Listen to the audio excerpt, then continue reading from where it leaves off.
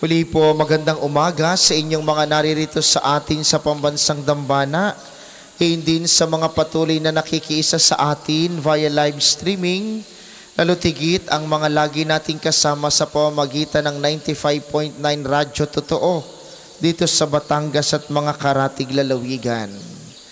Ngayon po ay kapistahan ni San Matias. Si San Matias ang pumalit at humalili sa iniwang pwesto ni Judas Iscariote, ang taong nagkanulo sa Panginoon. Siya ang pumalit sa mga gawain ni Judas at siya ay pinili ayon sa palabunutan. Dalawa silang pinagpilian, si Matias at si Barsabas. Siya ay si Jose, tinatawag na Barsabas. Natatangi ang pagdiriwang na ito ni San Matias sa pagpapatuloy ng pangangaral ng Panginoon sa isang aral na gusto niyang ibigay sa atin. Sa paglilingkod, sadyang napapalitan. Katatapos lamang po ng ating eleksyon at may mga taong napalitan, may mga taong napaluklok muli, may mga taong pumalit sa gawain ng ibang mga taong naglilingkod. At yun po'y katotohanan ng ating buhay. Sa buhay natin, may mga taong napapalitan. May mga taong gumagawa ng ibang bagay upang magampanan ang tungkulin at pananagutan para sa atin. Subalit, sino man ang naririyan, sino man ang nakaluklok, sino man ang napapalit, sino man ang nahirang, iisa ang paanyaya ng Panginoon.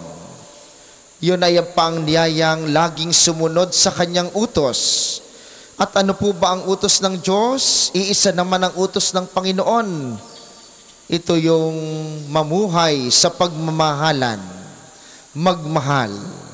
Ito pong karanasang ito, itong katangiang ito ng pagsunod sa utos ng Panginoon ay tunay sa ating buhay. Tayo ay magiging alagad ng Diyos kung tayo ay matututong magmahal. Magmamahal sa iba, magmamahal sa Diyos, magmamahal din sa ating sarili. Ang pagmamahal ay laging nakatuon para sa iba. Ang tunay na pagmamahal ay hindi nakatingin sa sarili. Ang tunay na paglilingkod, kung ito'y pinamumunuan ng pagmamahal, ay hindi kailanman pinaglilingkuran ang sarili. Ang mga taong nabunot o ang mga taong napili para maglingkod ay laging naglilingkod para sa iba.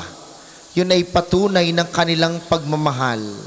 Sa atin pong buhay pananampalataya, maituturing at matutupad natin ang pagmamahal natin sa Diyos, tulad ng lagi nating ipinangangako kapag tayo nagdadasal, tulad ng lagi nating sinasabi sa Diyos na siya'y mahal natin. Mapatutunayan lamang natin ito kung tayo ay magbabahagi at magmamahal din sa iba. Yun po ang tanong sa buhay paglilingkod. Yun po ang tanong sa buhay na ating ipinamumuhay sa araw-araw. Tayo ba ay lumalago sa pagmamahal? Kapag pinag-usapan ang pagmamahal, ito'y laging nakatuon para sa iba. Bago pamahalin ang sarili, mamahalin muna natin ang iba, patunay ng ating pagmamahal sa Panginoon. Kaya nga po ngayong kapistahan ni San Matias, ang alagad na humalili kay Judas Iscariote, tayong lahat ay inaanyayahan ni Kristo bilang kanya ring mga alagad na mamuhay tayo sa pagmamahalan. Mamuhay lagi tayo sa paglilingkod sa iba, mamuhay lagi tayo na ang hinahangad ay ang kagalingan ng ating kapwa, sapagkat ang buhay na walang hanggan, ang gantimpala ng mga taong nagmamahal kay Kristo, sa bandang huli ay makakamtan kung tayo ay makapagmamahal sa ibang tao.